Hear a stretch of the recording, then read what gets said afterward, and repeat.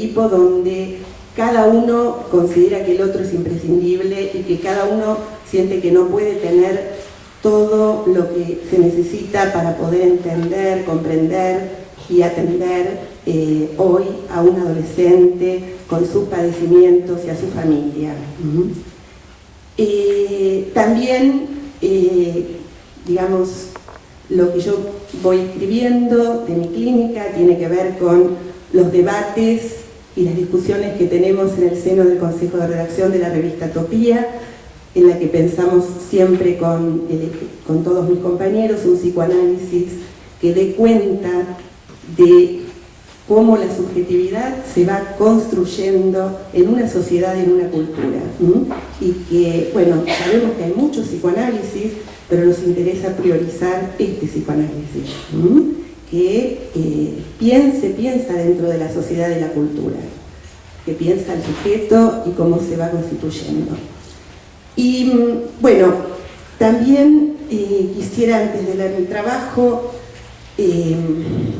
tomar, digamos, un poco de la historia y la memoria y mencionar a los que son mis maestros y también, digamos, quienes me fueron acompañando en el poder pensar esta clínica. Bueno, quisiera mencionar a Winnicott, a Silvia Bleichmar, a Marilu Pelento, a Ana Beresín, a Jorge Rodríguez y a Alfredo Tagle, como mis maestros. Bueno, entonces ahora sí voy a comenzar mi trabajo, que es para mí el análisis de niños y adolescentes.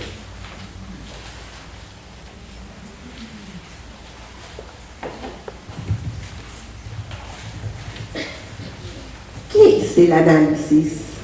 Para mí es una experiencia inédita que ha de sorprender a paciente y analista, en la que la palabra tiene solo una parte del protagonismo, en la que el cuerpo de paciente y analista están implicados permanentemente y que constituye un verdadero encuentro emocional entre ambos. En el análisis de niños, este encuentro suele suceder a través de un jugar que nos introduce en un terreno transicional, en un espacio como sí, del cual paciente y analista salimos transformados. El analista, como matriz de procesamiento de las mociones que el niño rechaza de sí mismo o de sus objetos primarios, para que éstas puedan ser alojadas, transformadas y devueltas de un modo tal que el niño pueda integrarlas. El análisis no suele comenzar en el primer momento. Cada análisis tiene su momento de comienzo, siempre y cuando el analista esté con la atención flotante y sepa descubrir cuándo el niño está trayendo algo genuino que vale la pena elegir. ¿Cómo? Tomando la caña de pescar, arrojando el anzuelo y viendo si pica. En el caso de un niño, Mariano tenía 9 años y era hijo de padre y madre grandes, intelectuales de reconocida trayectoria de nuestro medio. Había nacido mucho después de su única hermana y al poco tiempo sus padres se habían separado. A ambos les costaba relacionarse con su hijo. No entendían lo que le pasaba ni lo que él necesitaba. Mariano tenía muy bajas notas en la escuela, no le interesaba estudiar en lo más mínimo. Permanecía muchísimas horas en la computadora investigando sus temas de interés que tenían que ver con bandas musicales de rock nacional e internacional. Sus nombres, sus shows, sus canciones. En las primeras entrevistas escribía caóticamente, llenando hojas, nombres y nombres de bandas para ver si yo las conocía. De repente hizo un sonido que a mis oídos podía ser el gemido de un gatito chiquitito. Le dije: uy, un gatito chiquitito, escuché. Vení, gatito, ¿dónde estás? Mariano se tiró al piso y en 4 patas se acercó a mí. A partir de ese momento se sucederían una serie de intercambios entre el gatito y su cuidadora. En voz baja y como marcando que salía del juego, le pedía letra y sentidos para mis diferentes personajes. Un señor que venía a la casa y se lo quería robar, una señora que lo escondía para que nadie se lo pudiera llevar, etc. El juego se interrumpía cuando yo, analista, le avisaba que iba a terminar la sesión unos minutos antes. Salíamos del como sí y hablábamos del cierre de la sesión, del horario de la próxima, etc. Mariano no había sido un niño alojado por sus padres en sus aspectos más infantiles y dependientes, y había sentido que tenía que crecer pronto. Quien lo veía en la computadora buscando bandas musicales veía a un adolescente en lugar de un niño.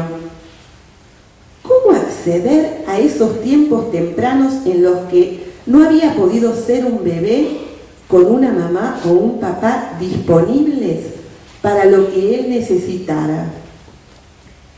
El juego del gatito, que necesitaba ser alimentado, cuidado, recibido con comidas calentitas, palabras y canciones, que luego atacaba y me asustaba, pero a quien yo volvía a esperar en la próxima sesión, lo posibilitaba. Lo que más me sorprendió fue ver con qué cara de entusiasmo entraba a las sesiones. El papá, una tarde al traerlo, me dijo, como en chiste: lo vengo a buscar el año que viene. El análisis de Mariano me marcó un camino. Las resistencias son del analista cuando él no es capaz de encontrar cómo entrar con cada niño a un mundo de ilusión. Con todos los niños y en todos los momentos, entre comillas, ¿estamos analistas? No. Hay análisis que lamentablemente no comienzan. Tal vez porque el analista no pudo encontrar cómo entrar en el momento en que el niño le abrió una puerta. O porque el niño no está en condiciones de jugar y el analista no se percata de prestarle herramientas para que comience a balbucear en el terreno lúdico. En el caso de un adolescente, Willy, de 14 años, fue traído a la consulta en el servicio de adolescencia del hospital por su madre. Willy entró a la admisión interdisciplinaria con pediatra y psicóloga, acompañado por su mamá, quien nos relató bastante preocupada, aunque no angustiada, a ambos profesionales, que traía a su hijo porque había intentado 2 veces ponerle el pito en la cola a su sobrinita de 5 años, hija de la hermana mayor de Willy. La madre de la niña lo había encontrado en esa situación y eso había desatado una crisis familiar, ya que ésta lo había acusado de abuso sexual y había roto el vínculo con él y con la madre. Mientras la madre relataba el motivo de consulta, Willy se encontraba silencioso, escuchando, con la mirada baja y sin hablar, aun cuando se le había preguntado si quería decir algo. Se realizó una primera entrevista psicológica con la mamá sola y luego otra con Willy. La mamá relató que ella estaba separada del papá desde hacía 9 años. Él trabajaba como chofer de un camión y había empezado a tomar mucho alcohol. Nunca había sido cariñoso ni expresivo. Era severo, aunque nunca les había pegado. Tenía 8 hijos, de los cuales Willy era el 7º. Se fue cuando Willy tenía 5 años. A los 6 volvió por unos días y luego volvió a irse sin mandar nunca ni un peso, ni una carta, ni un llamado telefónico. Había perdido el trabajo y la familia, pero nunca había dejado el alcohol. Cada tanto volvía, se quedaba un día, tenía relaciones sexuales con la mamá de Willy y se iba. Willy, con su madre y hermana menor, viven en una pensión tomada por un grupo de familias. La mamá limpia la pensión, por lo cual recibe algún dinero. Habían vivido en una casa cuando el papá estaba con ellos y trabajaba. A pesar de que se trataba de una historia de pérdidas importantes, los relatos de la mamá eran poco efectivizados. Con respecto a lo sucedido, motivo de la consulta en el hospital, la mamá relató que Willy dijo: ella, por la nena, me pidió que le hiciera el pitito como le hace Leo, el hermano de la niña que tiene 9 años. La nena dijo que Willy le tapó la boca para que no gritara y se lo hizo. La nena lloró porque le dolía la cola, la mamá fue a verla y así lo descubrió. Willy tiene pocos amigos en la escuela, tiene dificultades para aprender, repitió 2 grados. En una evaluación psicopedagógica se vio que tiene un vocabulario pobre, con desarrollo del lenguaje y del pensamiento descendido, consideraban en el diagnóstico en relación a un ambiente con poca estimulación. Caminó a los 14 meses, tardó mucho en hablar, siempre fue de no defenderse cuando lo atacaban, según relato de la mamá. En una entrevista posterior con uno de los hermanos mayores de Willy, este me relató que Willy sentía mucha bronca en relación a que la mamá tenía preferencia por su hermana de 12.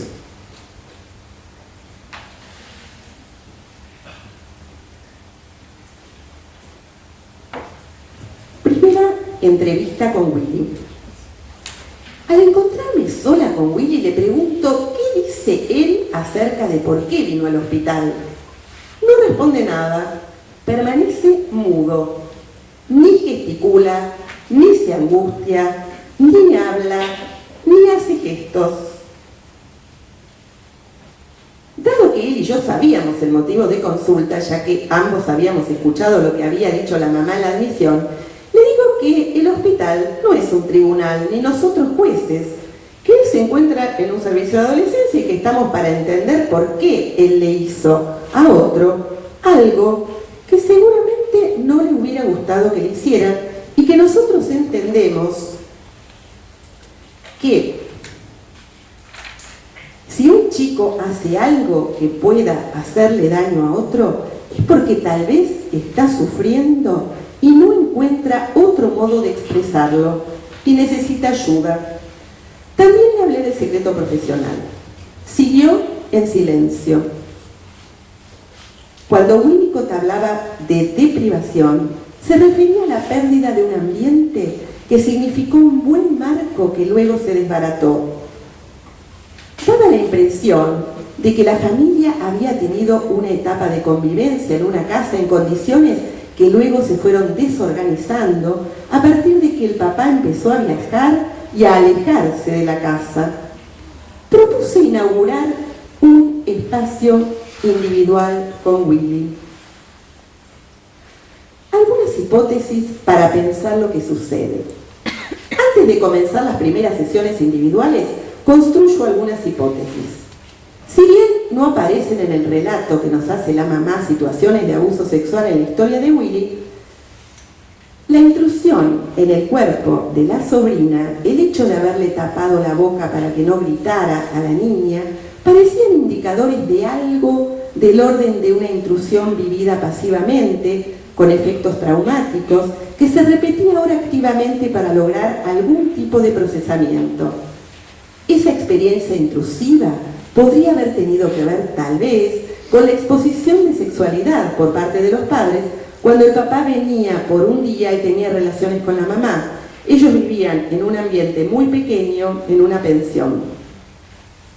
¿Se trataría de hacer el pitito como su papá le hacía a su mamá? Hasta el hecho